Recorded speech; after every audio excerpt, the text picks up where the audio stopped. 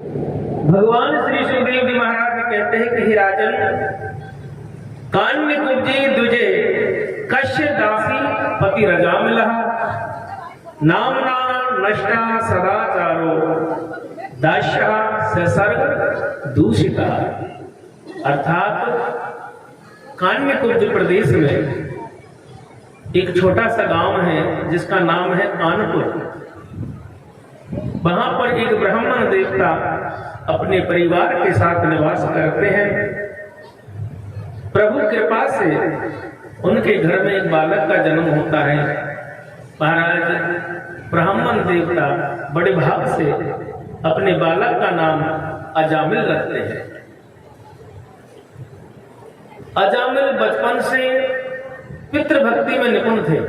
माता पिता की सेवा किया करते थे, माता पिता की आज्ञा का पालन किया करते थे। नित्य सत्संग करना, पूजा पाठ, दिनचर्या बहुत सुंदर थी उसकी। पर जैसे जैसे जैसे जैसे समय गुजरने लगा, अजामिल बड़ा होने लगा।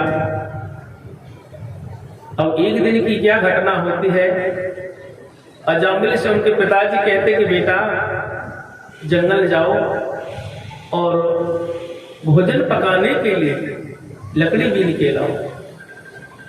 अब हे मेरे भाई बहनों, अजामिल चला है हाथ में कुदाली और रस्सी लेके और बहुत दूर निकल जाता है। काफी समय हो गया चलते चलते, कहीं सूखी टहनियां, सूखी लकड़ी की व्यवस्था नहीं। अंततः अजामिल को प्यास सताने लगी। अब वो लकड़ी को भूल गया, प्यास को बुझाने के लिए पानी की तलाश में इधर उधर भटकने लगा। घूमता घूमता एक नदी के किनारे पहुंच जाता है। हे मेरे भाई बहनों, वहां क्या देखता है, एक बहुत ही सुंदर एक गणिका, वो स्नान कर रही थी। उसका रूप, उसका रंग देखकर अजामिल अपने आप को ही भूल गया। अजामिल को ये तक ज्ञान ना रहा कि मैं घर से क्यों आया हूं, मुझे पिताजी ने क्यों भेजा। अब तो उसके रूप में ऐसा हो गया कि घर की सुधि ना रही। जब गणिका स्नान करके अपने घर की ओर चली है तो अजामिल भी उसके पीछे पीछे घर तक पहुंच रहा है। गणिका ने देखा कि ये व्यक्ति मेरा पीछा कर रहा है, उससे नजरें चुराकर ऊपर मकान पर चढ़ जाती है, अंदर से कुंडी लगा लेती है। अब अजामिल को कोई होश नहीं है, वो तो सब कुछ भूल गया उस रूप में। उसके घर के सामने आसन लगा करके बैठ जाता है। मेरे भाई बहनों, सुखदेव बाबा कहते हैं, हे राजा परीक्षित, शाम का समय हो गया, अजामिल को अपने घर की याद नहीं आ रही। पूरी रात हो गई उसके घर के सामने बैठते हुए।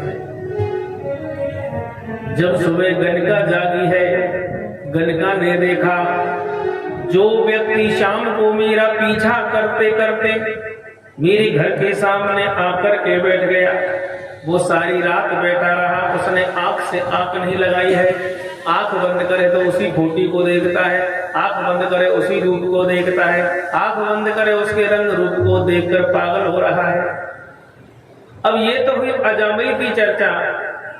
अब उन माँ बापों के बारे में सोचो जिन्होंने अपने बेटे को घर से भेजा है कि बेटा जंगल से लकड़ी लेके आओ। उस घर में तो शाम से चूल्हा तक नहीं जला, किसी ने पानी तक नहीं पिया। इधर माँ अपने लाल को याद करके तड़प रही है, इधर पिता बच्चे की वियोग को देखकर तड़प रहे हैं कि बेटा गया तो कहाँ गया। अनेक विचार मन में आते हैं, कभी कैसा ख्याल आता है, कभी कैसा विचार आता है। महाराज आसपास सभी घरों में ढूंढ रहे हैं ब्राह्मण देवता अपने बेटे को। हर किसी से पूछ रहे, भैया किसी ने अजामिल को देखा, किसी ने अजामिल को देखा, पर किसी ने कुछ नहीं कहा। अब ये तो हुई ब्राह्मण देवता की चर्चा। अब उन्हें हम अजामिल के पास आते हैं। जब गणिका सुबह महल से नीचे उतरी, उसने कहा, अरे तू कहाँ का है और यहाँ क्यों बैठा है? मैं कल से तेरा तमाशा देख रही हूँ। अजामिल ने कहा, हे सुंदरी, मैं तुम्हारे लिए यहां आके बैठा हूं, मैं तुम्हारे साथ शादी करना चाहता हूं। अब गणिका ने जैसे ही सुनी कि ये मुझसे शादी करेगा तो गणिका हंसने लगी, कहने लगी, तेरे पे खुद पे पहनने को कपड़े नहीं है, तू मेरे से क्या शादी करेगा? चल मैं तेरे से शादी करूंगी, मेरे लिए जेवर लेके आओ, मेरा गले का हार होना चाहिए, बाजूबंद होना चाहिए, टीका होनी चाहिए, नथ होनी चाहिए, पैरों की पायल होनी चाहिए। अजामिल कहने लगे, अच्छा अगर मैं ले आता हूं तो क्या मेरे से शादी करोगी? गणिका ने कही, हाँ हाँ जरूर करेंगे, पहले लेके तो आओ। अजामिल चला, पूरे बाजार में घूम रहा है, हर दुकान पे जाता है, किसी से कहता है मुझे हार दे दो। लोग उसकी बात को सुनकर हंसते हैं, जेब में नहीं है फूटी कोड़ी और पहुंच गए सोने का हार लेने के लिए। एक सुनार की दुकान पर पहुंचा, भैया मुझे बाजूबंद भी चाहिए, मुझे गले का हार भी चाहिए, मुझे पाजब भी चाहिए, मुझे टीका भी चाहिए, मुझे नथ भी चाहिए। तुरंत सुनार ने निकाल के सामने रख दिया, पर्ची बनाई दी, कितना हुआ कि 1.5 लाख रुपए हुए। अजामिल बोले, मेरे पास तो पैसे नहीं है। तो पैसे नहीं है, झक बनाने आया यार, चल यहां से भाग, तेरे जैसे पागल जाने कितने आते हैं, मेरा पूरा दिन बिगाड़ दिया। सुबह सुबह भाई बहनों भोरी खराब होगी, ऐसा ग्राहक सुबह सुबह आया जिसने पूरा दिमाग खराब कर दिया। पूरा दिन हो गया, पूरे बाजार में घूम लिया, पर फ्री में कौन दे भाई बहनों, बिना पैसे कुछ नहीं होता है। शाम हो गई, अजामिल ने ठान लिया, चाहे कुछ भी हो जाए, मुझे हार लेके जाना है, मुझे टीका लेना है, मुझे शादी करनी है। आधी रात का समय, रास्ते में अजामिल बैठा है, तो क्या देखा कि एक व्यक्ति एक बैग टांगकर कंधे में आ रहा है, सिर पर पगड़ी बांध रखी है। जैसे ही अजामिल के पास वो व्यक्ति आता है, अजामिल ने कहा, कौन हो तुम? तो वो व्यक्ति बोला, मैं व्यापारी हूं। कहां से आए हो? अरे क्या, मैं कुछ बेचने के लिए गया था, तो सौदा करके लौट रहा हूं। बैग में क्या है? अब व्यापारी ने सोचा कोई सीधा साधा आदमी है, पूछ रहा है। व्यापारी ने कह दिया, इसमें लोट भरे हुए हैं। अजामिल बोला, इस बैग को मुझे दे दो। व्यापारी बोला, क्यों दूं? मेहनत मैंने की है, व्यापार मैंने किया, मैं पैसे क्यों दूं? अब अजामिल जिद करने लगा, बैग को पकड़ लेता है और छीनने की कोशिश करता है। जब बैग को नहीं दिया व्यापारी ने, अजामिल के हाथ में कुल्हाड़ी थी, उसने सिर पर उसको मार दिया। जैसे ही सिर पर कुल्हाड़ी का वार किया, महाराज व्यापारी वहीं ढेर हो गए। अब तो लोट भर के बैग मिल गया। सुबह बाजार गया तो अब जेवर ही नहीं, बड़े अच्छे अच्छे कपड़े खरीद रहा है। खुद ने अच्छे कपड़े खरीद लिए, गणिका के लिए बढ़िया अच्छा वेश खरीद लिया, हीरे जवाहरातों के हार खरीद लिए, बहुत सा आभूषण, बहुत सा वस्त्र लेकर के गणिका के द्वार पहुंच गए। गणिका से कहने लगा, देखो मैंने तुम्हारे लिए हार ही नहीं, लाड़ी का पूरा श्रृंगार लेके आया हूं, अब तो मेरे से शादी करो। गणिका अचंभा करने लगी, हे भगवान, ये इतना सारा सामान कहां से ले आया? गणिका ने कही, इससे काम नहीं चलता है, मैंने तेरे से शादी कर ली, मैं रहूंगी कहां? मैं रहूंगी कहां? मैं खाऊंगी क्या?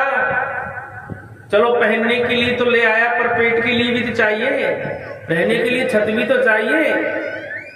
अजामिल बोले, चिंता ना करो, हम उसकी भी व्यवस्था कर लेंगे, तो पहले व्यवस्था करो तब बात करना। ये लो भैया, जेवर रख लिया, कपड़े रख लिए और अजामिल को भेज दिया। आज अजामिल 3 दिन में अपने घर पहुंच रहा है। अचानक बेटा को घर के सामने देखकर पिताजी बोले, बेटा तू कहां था? यहाँ 3 दिन से तेरी मैया ने एक बूंद पानी की नहीं पी है। हम तुझे ढूंढ ढूंढ कर परेशान हो गए, तेरा कोई पता ठिकाना नहीं। अजामिल पे तो भूत सवार था, अजामिल को तो एक ही चीज दिख रही थी, गणिका दूसरी कोई चीज नहीं है ना। अजामिल ने कहा, हे पिताजी, तुम्हें पूछने का अधिकार नहीं, मैं कहीं जाऊं कहीं से आऊं, तुम्हें क्या मतलब। जब ये शब्द बेटा ने पिता से कहा, पिता को क्रोध आया, उठा के उसके गाल पे एक मार देते हैं। आज अजामिल पिता के डांटने पर घर बार छोड़ करके भाग जाता है। मेरे भाई बहनों, जो बालक अपने माता पिता का तिरस्कार करते हैं, माता पिता के कहने का बुरा मानते हैं, वो व्यक्ति सदा सदा के लिए जीवन में सुखी नहीं होता, बल्कि दुख के भंडार में जीवन को जीता है। कभी माता पिता अपने बच्चों का अहित नहीं सोचते। कोई दुनिया में ऐसी माँ नहीं जो अपने बेटे के बारे में विचार बुरा रखे। ऐसी दुनिया में कोई माता पिता नहीं जो अपने बच्चे के भविष्य के बारे में विचार ना करते। आज पिता का डांटना अजामिल को बहुत बुरा लगा। वह घर बार छोड़ के चला गया। इधर माँ ने बेटे के वियोग में अपने शरीर को त्याग दिया, इधर ब्राह्मण देवता भी अपने बेटे के वियोग में अपने शरीर को त्याग देते हैं। अब मेरे भाई बहनों, अजामिल अकेला दुनिया में घूमने लगा। अब तो उसके एक ही विचार है, मुझे धन इकट्ठा करना है, मुझे कोठी बनानी है, उस कोठी में संसार के सारे सुख बनाने हैं। अब मेरे भाई बहनों, जो मेहनत करता है उसको तो 1 रुपए का भी बड़ा महत्व लगता है, और जो मेहनत नहीं करता, चोरी करता है, लूटपाट करता है, वो पैसे का महत्व नहीं समझता। आज अजामिल कहीं ना कहीं कोई ना कोई घटना को घटित करता है, किसी को लूटता है, किसी को मारता है, किसी का हाथ काटा, किसी का पैर काटा। अब तो मेरे भाई बहनों, अजामिल अकेले नहीं रहे, अब तो उनकी टोली तैयार रह गई। 2, 5, 10 लोग साथ साथ रहने लगे। अब तो उन्होंने लूटपाट, छीनना, नहीं दिया तो मार देना, ऐसा कृत्य करना चालू कर दिया। उस पाप की कमाई से एक महल बना के तैयार किया। उस महल में संसार के सारे सुख भोग स्थापित किए। उसके बाद अजामिल उस गणिका के साथ मेरे भाई बहनों शादी कर लेता है। अब यहाँ पर प्रभु की कृपा देखिए, अजामिल ब्राह्मण कुल में जन्म लेता है, परंतु कर्म से हीन हो गया। कर्म से हीन होने से अब वो ब्राह्मण नहीं रहा, वो चांडाल बन गया है। हे मेरे भाई बहनों, अजामिल के घर में 1 नहीं 9 बच्चों का जन्म हो गया। अजामिल की गृहस्थी बढ़ने लगी। गणिका समझाने लगी, देखो जी, आपने बहुत कुछ कर लिया, अब इस काम को छोड़ दीजिए, अब बच्चों के बारे में सोचिए। अगर आप इसी रास्ते पे चलते रहेंगे तो कल बच्चों का भविष्य कैसा होगा? ये भी चोर बनेंगे, ये भी डाकू बनेंगे, दुनिया का मारेंगे, दुनिया को लूटेंगे। महाराज, मैं अपने बच्चों को ऐसी शिक्षा नहीं देना चाहती जो आपने पाई है। जब गणिका के मुख से ये शब्द सुने हैं, आज अजामिल को ये ज्ञान हुआ कि मैंने कितनी बड़ी भूल की, जो मैंने अपने माता पिताओं का कहना नहीं माना और मैं उनको छोड़कर इस गणिका के पीछे पीछे यहाँ तक आ गया। अजामिल कहने लगा, कुछ दिन का और हूं, उसके बाद मैं इस धंधे को नहीं करूंगा। अब मेरे भाई बहनों, दिनों दिन चर्चाएं चलती रही, बातें होती रही। अब यहाँ से कथा एक मोड़ लेती है। एक दिन की क्या बात है कि जिस नगर में अजामिल रहता है, वहां कहीं से संतों की टोली आ जाती है। शाम का समय था। संतों ने कहा, अरे भैया, इस गांव में कोई ऐसा व्यक्ति है जहां पर मैं रात को रहने की जगह मिल जावे और खाने को दाल चावल मिल जावे। तो मेरे भाई बहनों, वो गांव ही पूरा ऐसा था, उसमें कोई धर्मात्मा नहीं रहता था। अब और तो कोई मिले नहीं, एक मन चला व्यक्ति मिल गया। उसने देखा कि हट्टे कट्टे बाबा मांगते खाते घूम रहे हैं, काम धंधा करते नहीं हैं। अब उसने विचार लगाया कि आज इनको मैं अजामिल को पकड़ा देता हूं। महात्माओं ने उस व्यक्ति से पूछ लिया, अरे भैया, हम बहुत दूर से आए हैं, और यात्रा के लिए जा रहे हैं, क्या आपके गांव में कोई धर्मात्मा नहीं रहता?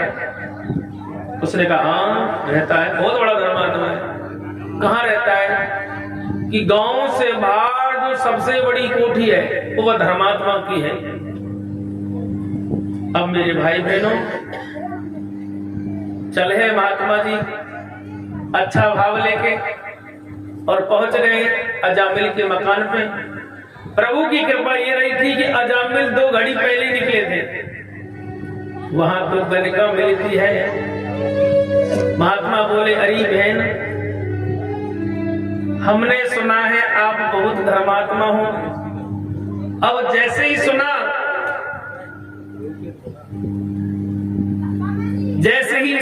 कि आप धर्मात्मा हो, गणिका को हंसी आ गई।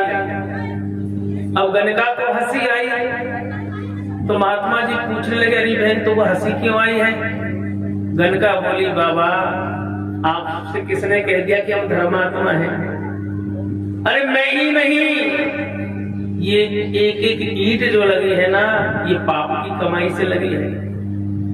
कितनों की गर्दन कट के तैयार हुआ है ये महल, कितने की घर उजाड़ कर ये महल बनाया गया है, और आप हमें धर्मात्मा कहते हो? महात्मा जी बोले अरे बहन, हम बहुत दूर से चल के आए हैं और हमें ज्यादा कुछ नहीं, थोड़े से चावल मिल जावे और दाल मिल जावे, आज का भोजन मिल जावे। गणिका ने कही महाराज आपको सब कुछ मिलेगा, परंतु मैं आपको इस छत के नीचे नहीं रहने दूंगी। श्री राधे महाराज, मैं आपको चावली भी दूंगी, दाल भी दूंगी, परंतु आपको यहाँ रहने के लिए जगह नहीं दूंगी। महात्मा बोले रात ही तो निकाली, इस पेड़ के नीचे निकालने पर कुछ खाने को तो मिले। दाल चावल लेकर, बर्तन लेके पेड़ के नीचे जाके भोजन पकाते हैं, ठाकुर को भोग लगाते हैं, और भोग लगाने के बाद सब महात्मा भोजन करते हैं। जब सब महात्मा भोजन करते हैं तो मेरे भाई बहनों, एक संत के आंख के आंसू नहीं रुक रहे, वो सारी रात रोते रहे, सारी रात रोते रहे। सुबह हुई, अन्य महात्माओं ने देखा अरे बाबा तेरे आंख के आंसू अब तक नहीं रुके, क्या बात है? महात्मा जी बोले कैसे कहूं, जिसका हमने अन्न खाया है और वह व्यक्ति ब्राह्मण कुल से जन्म लेता है, जिसके अन्न खाने से हमारी बुद्धि बिगड़ सकती है, परंतु जिसका अन्न खाने मात्र से हम इतने कृतार्थ हो रहे हैं, क्या हमारा धर्म नहीं बनता कि उसके जीवन में एक नई ज्योति उत्पन्न हो? हमारा संग, हमारे भोजन करने मात्र से अगर इसका कल्याण होता है तो हमारी यात्रा सफल हो जाती है। अब हे मेरे भाई बहनों, सुबह ही ब्राह्मण देवता गणिका के पास गए, कहने लगे लो बहन तुम्हारे बर्तन लो, ये तुम्हारा सामान बचा लो। इतने में अजामिल आ जाता है। जैसे ही अजामिल का प्रवेश हुआ, अजामिल ने देखा कि घर के द्वार पर इतने सारे महात्मा। अजामिल बोले कहां से आए हो? एक महात्मा बोले भैया हमने आपके घर का भोजन किया है, इसलिए खड़े कछु दक्षिणा मिल जावे। अजामिल हंसने लगा, अच्छा मुझसे दक्षिणा लेने के लिए आए हो? बाबा तुम्हें ये पता नहीं कि मैं कौन हूं? मुझे लोग अजामिल के नाम से जानते हैं। मैंने आज तक जाने कितने महात्मा, कितने व्यापारी, कितने धनी लोगों के सिर धड़ से अलग कर दिए, और ऐसा लगता है कि आज तुम्हारी बारी है। बाबा दक्षिणा यही समझो कि यहां से चले जाओ सकुशल, यही तुम्हारी दक्षिणा है, मैं तुम्हारे तम्बू डेरे यही रख लूंगा, लंब चले जाओ। महात्मा जी कहने लगे चाहे कछु है जाए दक्षिणा लेके जाएंगे। अजामिल अड़ गया, गणिका देखने लगी। इतने में एक महात्मा कहने लगे भैया गुस्सा ना करो, आपको दक्षिणा देनी है मत दो, पर आज हम तुम्हें कुछ दे के जाते हैं। फिर अजामिल हंसने लगा, पहले तो मांग रहे हैं अब मुझे देंगे। महात्मा बोले सुन, तेरी पत्नी 3 महीना की गर्भ से है, तेरी पत्नी 3 महीना से गर्भ से है। हमारी दक्षिणा वही होगी जब तुम अपने बेटे का नाम नारायण रख लोगे, ये हमारी दक्षिणा समझना। इतना कह के महात्मा जी वहां से चल देते हैं। अब अजामिल बोला मेरा बेटा, मैं कुछ भी नाम रखूं, नारायण क्या होता है, और मैं इन महात्माओं की बात को क्यों मानूं। वो घड़ी वो दिन जब आया, गणका ने एक पुत्र को जन्म दिया। अब अजामिल बोला मैं तो इस बच्चे का नाम मेरे हिसाब से रखूंगा। इतने में गणका बोली सुनो जी, सबसे छोटा बेटा माँ के लिए लाडला होता है, अब तो मैं इसका नाम मेरे नाम से रखूंगी, जो संतों ने मुझे बताया। उसी समय बालक का नाम रखा है नारायण। अब महाराज समय का चक्र है, जन्म लेते हैं तो बालपन आता है, बालपन गुजरता है तो जवानी आती है, जवानी गुजरती है तो बुढ़ापा आता है। अब जैसे ही समय गुजरा, अजामिल का शरीर संग देना बंद करता है। अजामिल ने सब धंधा छोड़ दिया, अब 4 पाई पकड़ ली। सुबह से शाम घर रहने लगा। सुबह से शाम में एक ही चर्चा है, अरे बेटा नारायण मुझे भूख लग रही है, ये बेटा नारायण मुझे प्यास लग रही है, अरे बेटा नारायण मुझे दिखता नहीं है। सुबह से शाम और शाम से सुबह नारायण नारायण जपते जपते निकल जाती है। अब भगवान कहते हैं कि बेटा चाहे तो मुझे किसी नाम से याद कर, पर मुझे याद तो कर। यह अजामिल के मन में कोई परमात्मा का नाम नहीं आ रहा है, यहां एकमात्र पुत्र का नाम सामने आ रहा है। पर कहते हैं मेरे भाई बहनों, जब वो घड़ी आती है, यमदूत लेने के लिए आते हैं अजामिल को, तो अजामिल को कुछ याद नहीं था, बस एक ही चीज आती है, अरे बेटा नारायण बचाओ, बेटा नारायण बचाओ। अंतमति सो गति, कहते हैं कि अंत में जैसी मति हो जाती है वैसे ही जीव को गति मिल जाती है। वेद प्रणम हितो धर्मो धर्म इष्टे पर्यय। आज अजामिल ने पुत्र के भाव से अपने पुत्र को याद किया और अंतिम श्वास में उन्होंने भगवान को याद किया है पुत्र के रूप में। तो भगवान श्री हरि कहने लगे, हे मेरे पार्षद जाओ और मेरे पिता को लेके आओ, मुझे याद कर रहे हैं। भगवान के पार्षद दौड़े और दौड़ करके यमदूतों के हाथों से अजामिल को छीन लिया और छीन करके वैकुंठ ले आया। अब महाराज बात यहां रुकती नहीं है, यमदूत हताश रह गए, यमदूत बड़े दुखी हुए कि जिस अजामिल ने पूरे जीवन भर तक पाप ही पाप किया, अधर्म ही अधर्म किया, हत्याएं हत्याएं की, और ऐसे को वैकुंठ मिल गया। महाराज जब धर्मराज के पास पहुंचते हैं, यमदूत हाथ से पासे को रख दिया और कहा, बाबा आज से हम तुम्हारे इस धंधे को छोड़ रहे हैं। क्या करें इस धंधे को करके? आप तो हुक्म दे देते जाओ उसको ले आओ। वहां गए तो बेटा नारायण के पुकारते और वैकुंठ चले जाते हैं। इतने में नारद भगवान वहां आ गए। नारद जी ने कहा, हे दूतों क्या हुआ, किस बात को लेके जिक्र कर रहे हो, क्या कारण है? तो यमदूत रोते रोते बखान करने लगे, हे नारद जी, हम अजामिल को लेने के लिए गए, अजामिल ने जीवन भर तक पाप किया, अन्याय किया, अधर्म किया, और जब मरने की बारी आई तो नारायण नारायण पुकारने लगा। पर महाराज उसने भगवान को नहीं पुकारा, उसने तो अपने बेटे को पुकारा था जिसका नाम नारायण रखा था। नारद जी हंस पड़े।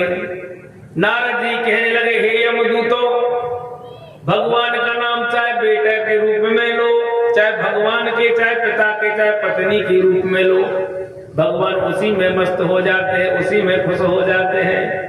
अंतकाले च मामे मम स्मरणं मुक्तिकाले वरम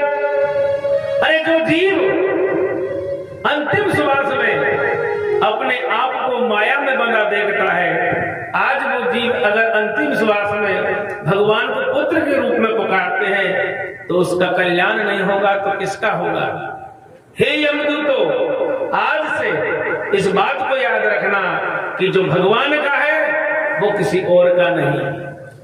यमदूत कहने लगे जब तक क्या फायदा, हम नहीं जाएंगे, लोगों को मरने दो, पड़े रहने दो वहीं के वहीं, ले जाएंगे भगवान। यमराज बोले हे यमदूतों, आप नाराज क्यों हो? मैं आज से नियम बदल देता हूं, मरने से 12 घंटे पहले ही बोल बंद हो जाएगा। कहां से नारायण पुकारे? जब तो कहे दादी 3 दिन से बोल नहीं रही है, भैया बोल बंद है गए वो कहां से? क्योंकि कभी माला तो जब भी नहीं, माल माल में हाथ रखे। अब माला और माल दोनों ने मिला देंगे तो प्यारी जिंदगी माला माल हो जाएगी। एक हाथ में माल और एक हाथ में माला, और दोनों को जोड़ दिया जाए तो है जाते माला माल। तो भजन भी करो और कमाते रहो, इससे बढ़िया सुखी संसार में दूसरा कोई है ही नहीं। बोलो राधे राधे। आज यमदूतों से कहा कि जो धर्मात्मा होगा वो भगवान का गुणगान करते, भगवान का सत्संग करते हुए शरीर को त्याग देगा। यही नहीं कि इसी जन्म में वो धर्मात्मा हो, कहते हमें मनुष्य की देह में 7 जन्मों का पाप और पुण्य भोगना होता है। कभी कभी कहते हैं ना लोग कि यार दुष्ट तो कभी मंदिर के दर्शन नहीं करे, पर भगवान यहाँ के आंख में नहीं दुखे, क्योंकि दुखे कहां से, वो तो पहले ही ऐसा काम करके आया होगा, वो दुखी नहीं। परंतु अगले जन्म के कर्म को तो हम भोग रहे हैं, और अब जो करके जा रहे हैं ना उसको और अच्छी तरह से भोगना होता है। इसलिए जीवन में कुछ ऐसा करने की कोशिश करो ताकि भगवान का कहीं होके हमें संबंध जुड़ जाए। आजकल क्या है, पहले के बुजुर्ग लोग अपने घर में ईश्वर के ही नाम रखते थे। कोई हरि मौन है, कोई राधा मौन है, कोई घनश्याम है, कोई नारायण है, कोई केशव है। पर आजकल के बच्चे भैया बड़े विचित्र, कोई चिंटू है, कोई मिंटू है, कोई टिंटू है, कोई पिंटी है, कोई केशव। अब कहते भैया चिंटू चिंटू चिंटू, अब चिंटू चिंटू चलो लटक के प्यारे, और कम हो उसका नाम राधे कृष्ण, अरे बेटा राधे, अरे बेटा राधे, तो यमदूत 1000 कोस भाग जाएंगे और चिंटू की चर में पकड़ के लटकाए देंगे। तो घर में भी बच्चों के नाम ऐसे रख दीजिए ताकि हम जब भी उनको याद करें तो भगवान का नाम हमारे मुख से निकले। भगवान के तो हजारों नाम है, भगवान के तो हजारों नाम है। आप कहीं होके भगवान को याद कर लीजिए, आपका जीवन बदलने लग जाएगा। बोलो भक्त और भगवान की जय हो मेरो कहना गुलाब भूख फूले किशोरी मेरी कोसम गई। मेरो कहना गुलाब फूल किशोरी मेरी कोसम गई। मेरो कहना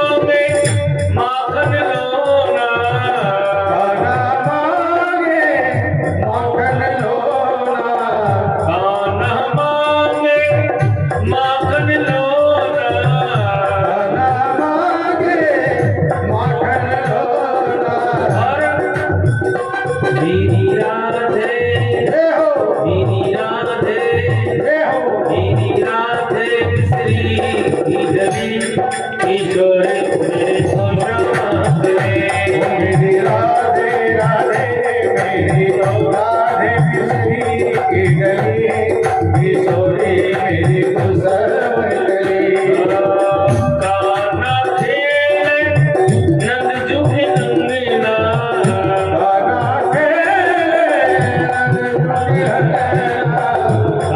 खेले नंद जुगे अंगना गाना खेले नंद जुगे अंगना मेरी राधे मेरी राधे मेरी राधे रंगीली गली किशोरी मेरी कुसुम कली ओ मेरी राधे बिस्मान चली किशोरी मेरी कुसुम कली वो मेरो गाना गुलाब को फूल किशोरी मेरी कुसुम कली ओ किशोरी मेरी कुसुम कली किशोरी मेरी कुसुम कली वो मेरो कहना मेरो कहना मेरो कहना गुलाब को फूल किशोरी मेरी कुसुम कली मेरी मेरी कुसुम कली किशोरी मेरी कुसुम कली भक्तोर